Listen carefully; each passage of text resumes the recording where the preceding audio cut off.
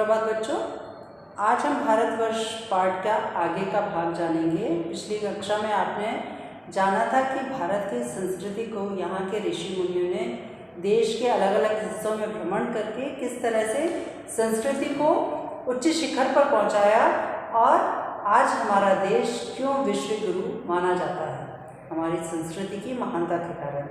अब आगे के पाठ में हम जानेंगे कि यहाँ पर भारत पर किस समय पर किस शासक ने, बाहर से विदेशी शासक ने आकर राज्य किया और अंत में भारत स्वाधीन हुआ, स्वतंत्र हुआ, किस रूप में स्वतंत्र हुआ और कब हुआ।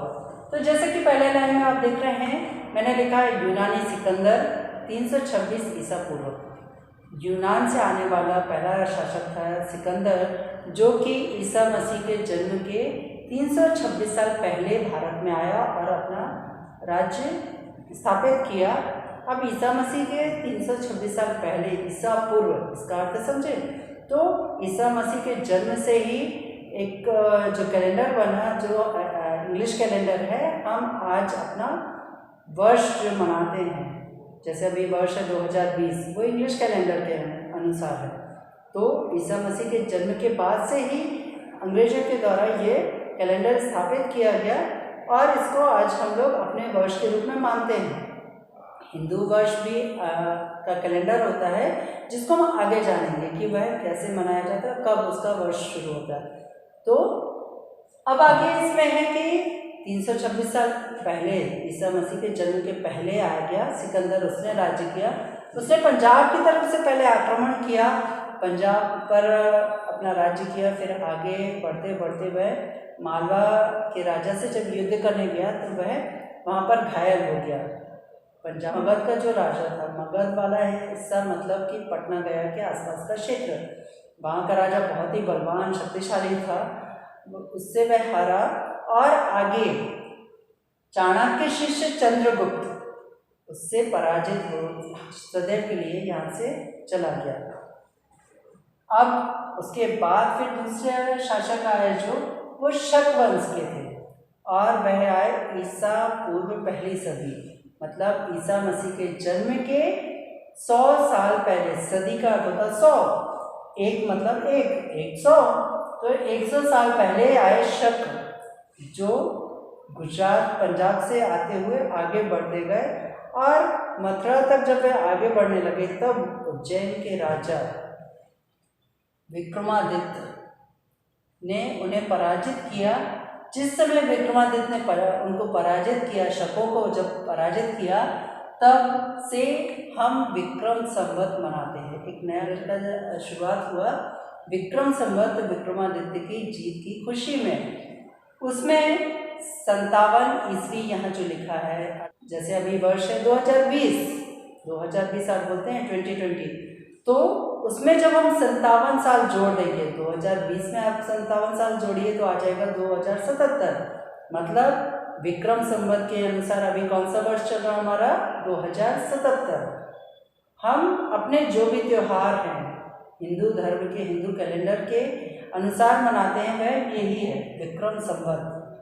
तो आप समझ गए होंगे कि विक्रम संवत हम क्यों शुरू किए, राजा विक्रमादित्य की जीत की खुशी में, जब उन्होंने शकों को हराया था उज्जैन में। उसके बाद फिर यहाँ पश्चिम दिशा से जो हमारा राजस्थान गुजरात वाला हिस्सा है, वहाँ से कुषाण वंश के लोग आए और यहाँ आक्रमण किया। उनका राजा था कनिष्क। यहाँ पर 2 जगह के नाम लिखे मैंने, गंधार जो अभी अफगानिस्तान में है और दूसरा है परशपुर जिसका नाम है अभी पेशावर, जो कि पाकिस्तान में है। उसके बाद कुषाण जब यहाँ आए तब वह जीत कर यहाँ राज्य करने लगे और यहाँ के पहले बौद्ध धर्म को अपनाया, उसके बाद वैष्णव धर्म, हिंदू धर्म को अपनाया और फिर भारतीय बन के यही रह गए। उसके बाद फिर 7वीं सदी पश्चिम से ही पूर्ण जाति के लोग आए। 7वीं सदी, अभी यहाँ मैंने ईसा पूर्व नहीं लिखा है, इसका मतलब क्या हुआ, 7वीं मतलब 7 और सदी मतलब 100, तो 700 वर्ष में पश्चिम की दिशा से ही फिर पूर्ण जाति के लोग आए और उनको हराया हमारे यहाँ के राजा हर्षवर्धन ने। उसके बाद 8वीं सदी में फिर अरब देश है, मुस्लिम देश है, वहाँ से मोहम्मद बिन कासिम आया और जिसने सिंध, पंजाब वाला जो हिस्सा है, हरियाणा पंजाब साइड का जो हिस्सा है, वहाँ पर आक्रमण किया, अपना राज्य स्थापित किया। उसके बाद फिर 10वीं सदी में मोहम्मद गजनवी भारत में आया और उसने सोमनाथ का मंदिर जो है उसको उसने नष्ट किया, तोड़ फोड़ की वहाँ पर जाकर। फिर 11वीं सदी में गंधार पर भी तुर्कों ने राज्य किया। तो 12वीं सदी में महान शासक ने मोहम्मद गौरी ने आकर आक्रमण किया और हमारे हिंदू राजा पृथ्वीराज चौहान को हराकर दिल्ली पर अपना अधिकार कर लिया। फिर 13वीं सदी में गोरखपुर जो जगह है वहाँ से लेके बंगाल की राजधानी जो लखनऊ की पहले थी, वहाँ पर भी तुर्कों का राज्य हो गया।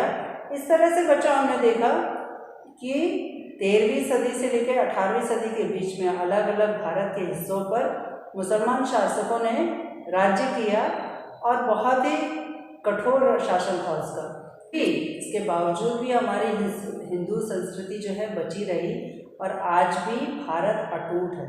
इतने टुकड़े होने के बाद गंधार अफगानिस्तान में चला गया, पेशावर गोरखपुर जो था पाकिस्तान में चला गया, तो टुकड़े भी हुए भारत के, फिर भी आज भारत सुरक्षित है और अपनी हिंदू संस्कृति, वैदिक संस्कृति के कारण आगे जाना भी जाता है और पूजा भी जाता है।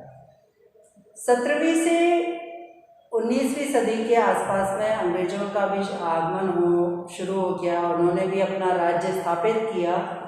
लेकिन जब 14 अगस्त 1947 को अंग्रेजों ने भारत छोड़ने का निर्णय कर लिया, तब एक राजनीतिक पार्टी मुस्लिम लीग जो कि भारत की थी, उन्होंने अंग्रेजों के सहयोग से अपने आप को भारत से स्वतंत्र करने की मांग की और उसके कारण भारत को स्वतंत्र होते ही 2 टुकड़ों में बंटना पड़ा।